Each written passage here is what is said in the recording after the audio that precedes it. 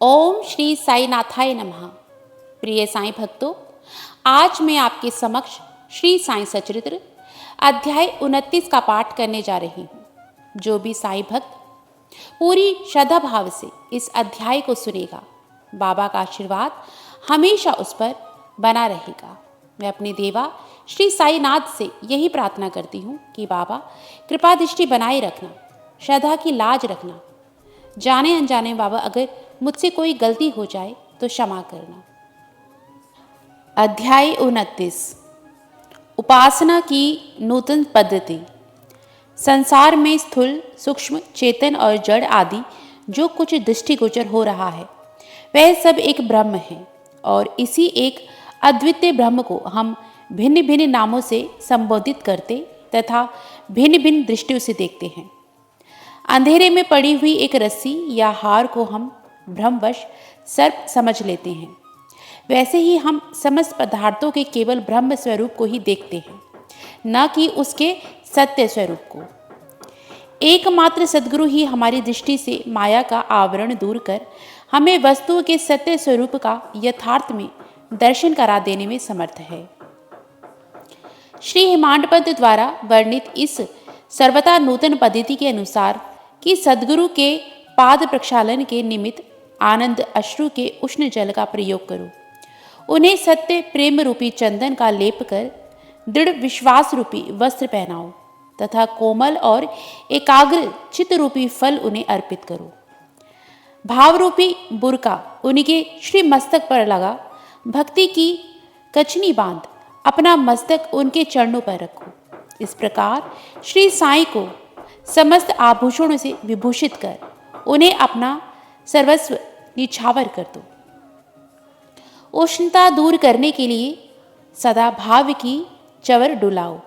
इस प्रकार आनंददायक पूजन कर उनसे प्रार्थना करो, हे साईं, हमारी प्रवृत्ति अंतर्मुखी बना दो, सत्य और असत्य का विवेक दो तथा सांसारिक पदार्थों से आसक्ति दूर कर हमें आत्मानुभूति प्रदान करो।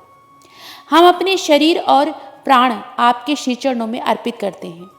हे साईं, हमारे नेत्र को तुम अपने नेत्र बना लो ताकि हमें सुख और दुख का अनुभव ही ना हो।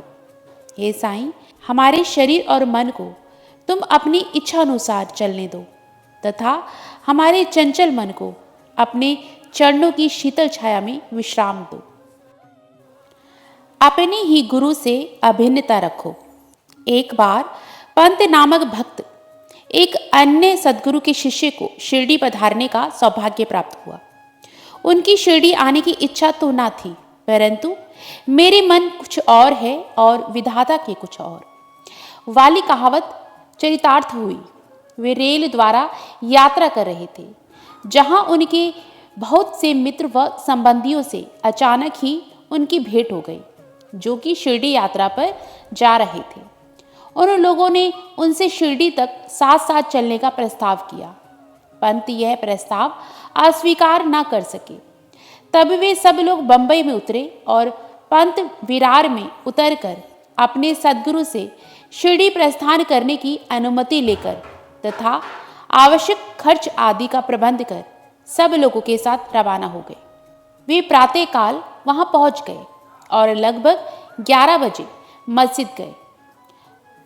वहां पूजनार्थ भक्तों का एकत्रित समुदाय देख सबको अति प्रसन्नता हुई, परंतु पंत को अचानक ही मूर्छा आ गई और वे बेसुध होकर वहीं गिर पड़े। तब सब लोग भयभीत होकर उन्हें स्वस्थ करने के समस्त उपचार करने लगे। बाबा की कृपा से और मस्तक पर जल की छींटे देने से वे स्वस्थ हो गए और ऐसे उठ बैठे जैसे नींद से जागे हों। त्रिकालज्ञ बाबा ने यह सब जानकर कि यह अन्य गुरु का शिष्य है, उन्हें अभय दान देकर गुरु में ही उनके विश्वास को दृढ़ करते हुए कहा कि कैसे भी आओ, परंतु भूलो नहीं। अपने ही स्तंभ को दृढ़तापूर्वक पकड़कर सदैव स्थिर हो, उनसे अभिन्नता प्राप्त करो। पंत तुरंत इन शब्दों का आशय समझ गए और उन्हें उसी समय अपने सद्गुरु की स्मृति हो आई। उन्हें बाबा के इस अनुग्रह की जीवन पर स्मृति बनी रही। हरिश्चंद्र पितिले की कथा। बंबई में रहते थे हरिश्चंद्र पितिले नामक सदगृहस्थ थे। उनका पुत्र मृगी रोग से पीड़ित था। उन्होंने अनेक प्रकार की देसी व विदेशी चिकित्साएं कराईं, परंतु उनसे कोई लाभ न हुआ। अब केवल यही उपाय शेष रह गया था कि किसी संत के चरण कमलों की शरण ली जाए। पितिले ने सन 1910 में दासगणों कीर्तन सुना और उन्हें ज्ञात हुआ कि श्री साईं बाबा के केवल कर स्पर्श तथा दृष्टि मात्र से ही असाध्य रोग समूल नष्ट हो जाते हैं। तब उनके मन में भी श्री साईं बाबा के शुभ चरण की तीव्र इच्छा जागृत हुई। यात्रा का प्रबंध कर भेंट देने हेतु फलों की टोकरी लेकर पत्नी और बच्चों सहित वे शिरडी पधारे। मस्जिद पहुंचकर उन्होंने चरण वंदना की तथा अपने रोगी पुत्र को उनके श्री चरणों में डाल दिया। बाबा की दृष्टि उस पर पड़ते ही उसमें एक विचित्र परिवर्तन हो गया। बच्चे ने आंखें फेर दी और बेसुध होकर गिर पड़ा। उसके मुख से झाग निकलने लगे तथा शरीर पसीने से भीग गया और ऐसी आशंका होने लगी कि उसके प्राण निकलने ही वाले हैं। यह देखकर उसके माता पिता अत्यंत निराश होकर घबराने लगे। बच्चे को बहुधा थोड़ी मूर्छा तो अवश्य आ जाया करती थी, परंतु यह मूर्छा दीर्घ काल तक रही। माता की आंखों से आंसू की धारा बह रही थी और वह अत्यंत दुखी होकर रो रही थी। तब बाबा ने सांत्वना देते हुए कि धैर्य धारण करने को कहते हुए कहा कि बच्चे को अपने निवास स्थान पर ले जाओ, वह आधे घंटे के पश्चात होश में आ जाएगा। तब उन्होंने बाबा के आदेश का तुरंत पालन किया। बाबा के वचन सत्य निकले। जैसे ही उसे वाड़े में लाए कि बच्चा स्वस्थ हो गया और पितिले परिवार को महान हर्ष हुआ और उनका संदेह दूर हो गया। श्री पितिले अपने धर्म पत्नी सहित बाबा के दर्शनों को आए और अति विनम्र होकर आदर पूर्वक चरण वंदना का पाद सेवन करने लगे। मन ही मन वे बाबा को धन्यवाद दे रहे थे। तब बाबा ने मुस्कुराकर कहा कि क्या तुम्हारे समस्त विचार और शंकाएं मिट गई? जिन्हें विश्वास और धैर्य है उनकी रक्षा श्री हरि अवश्य करेंगे। श्री पितिले एक धनाढ्य व्यक्ति थे, इसीलिए उन्होंने अधिक मात्रा में मिठाई बांटी और उत्तम फल तथा पान बीड़े बाबा को भेंट किए। श्रीमती पितिले सात्विक वृत्ति की महिला थी। वे एक स्थान पर बैठकर बाबा की ओर प्रेम पूर्वक दृष्टि से निहारा करती थी। उनकी आंखों से प्रसन्नता के आंसू गिरते थे। उनका मृदु और सरल स्वभाव देखकर बाबा अति प्रसन्न हुए। शिरडी में कुछ दिन सुखपूर्वक व्यतीत कर पितिले परिवार ने बाबा के समीप मस्जिद में जाकर और चरण वंदना कर शिरडी से प्रस्थान करने की अनुमति मांगी। बाबा ने उन्हें उदी देकर आशीर्वाद दिया। पितिले को पास बुलाकर वे कहने लगे कि बापू, पहले मैंने तुम्हें 2 रुपये दिए थे और अब मैं तुम्हें 3 रुपये देता हूँ। इन्हें पूजा गृह में रखकर नित्य इनका पूजन करो, इससे तुम्हारा कल्याण होगा। श्री पितिले ने इन्हें प्रसाद स्वरूप ग्रहण कर बाबा को पुनः साष्टांग प्रणाम किया तथा आशीष के लिए प्रार्थना की। उन्हें यह विचार भी आया कि प्रथम अवसर होने के कारण मैं इसका अर्थ समझने में असमर्थ हूँ कि 2 रुपये मुझे पहले कब दिए थे। वे इस बात का स्पष्टीकरण चाहते थे, परंतु बाबा मौन ही रहे। बंबई पहुंचने पर उन्होंने अपनी वृद्ध माता को शिरडी की विस्तृत वार्ता सुनाई और उन 2 रुपयों की बात भी उनसे कही। उनकी माता को भी पहले पहल तो कुछ समझ में नहीं आया, परंतु पूरी तरह विचार करने पर उन्हें एक पुरानी घटना की याद आई जिसने यह समस्या हल कर दी। उनकी वृद्ध माता कहने लगी कि जिस प्रकार तुम अपने पुत्र को लेकर श्री साईं बाबा के दर्शनार्थ गए थे, ठीक उसी प्रकार तुम्हें लेकर तुम्हारे पिता कई वर्षों पहले अक्कलकोट महाराज के दर्शनों के लिए गए थे। महाराज पूर्ण सिद्ध योगी त्रिकालज्ञ और बड़े उदार थे। तुम्हारे पिता परम भक्त थे, इस कारण उनकी पूजा स्वीकार हुई। तब महाराज ने उन्हें पूजनार्थ 2 रुपये दिए, जिनकी उन्होंने जीवन पर्यंत पूजा की। उनके पश्चात उनकी पूजा यथाविधि न हो सकी और वे रुपये खो गए। कुछ दिनों के पश्चात उनकी पूर्ण स्मृति भी हो गई।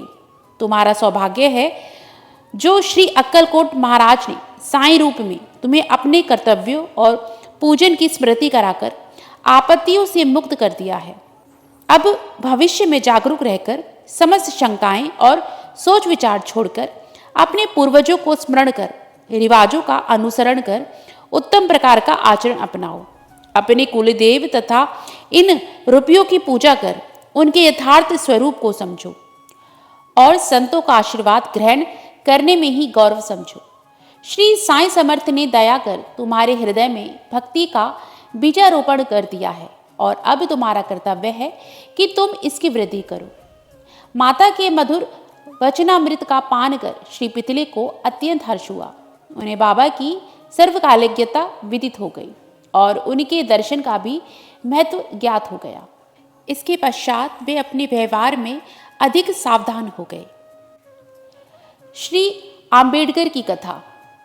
पुणे के श्री गोपाल नारायण आम्बेडकर बाबा के परम भक्तों में से एक थे, जो ठाणे जिला और जवाहर स्टेट के आबकारी विभाग में 10 वर्षों से कार्य कर रहे थे। वहां से सेवानिवृत्त होने पर उन्होंने अन्य नौकरी ढूंढी, परंतु वे सफल ना हुए। तब उन्हें दुर्भाग्य से चारों ओर ने घेर लिया, जिससे उनकी आर्थिक स्थिति और भी अधिक दयनीय हो गई। ऐसी परिस्थिति में उन्होंने 7 वर्ष व्यतीत किए।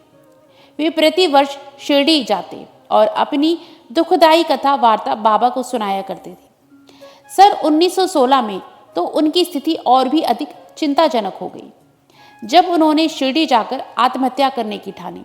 इसीलिए वे अपनी पत्नी को साथ लेकर शिरडी आए और वहां 2 मास तक ठहरे। एक रात्रि को दक्षिणवाड़ी के सामने एक बैलगाड़ी पर बैठे बैठे उन्होंने कुएं में गिरकर प्राणांत करने का और साथ ही बाबा ने उनकी रक्षा करने का निश्चय किया। नजदीक ही एक भोजनालय के मालिक श्री सगुण मेरू नायक ठीक उसी समय बाहर आकर उनसे इस प्रकार वार्तालाप करने लगे कि क्या आपने कभी श्री अक्कलकोट महाराज की जीवनी पढ़ी? सगुण से पुस्तक लेकर उन्होंने पढ़ना आरंभ कर दिया। पुस्तक पढ़ते पढ़ते वे एक ऐसी कथा पर पहुंचे जो इस प्रकार थी। श्री अक्कलकोट महाराज के जीवन काल में एक व्यक्ति असाध्य रोग से पीड़ित था। जब वह किसी प्रकार भी कष्ट सह न सका तो वह बिल्कुल निराश हो गया और एक रात्रि को कुएं में कूद पड़ा। तत्क्षण ही महाराज वहां पहुंच गए और उन्होंने स्वयं अपने हाथों से उसे बाहर निकाला। वे उसे समझाने लगे कि तुम्हें अपने शुभ अशुभ कर्मों का फल अवश्य ही भोगना चाहिए। यदि भोग अपूर्ण रह गया तो पूर्व जन्म धारण करना पड़ेगा। इसीलिए मृत्यु से यह शेषकर है कि कुछ काल तक उन्हें सहन कर पूर्व जन्मों के कर्मों का भोग समाप्त कर सदैव के लिए मुक्त हो जाओ। यह सामायिक और उपयुक्त कथा पढ़कर आम्बेडकर को महान आश्चर्य हुआ और वे द्रवित हो गए।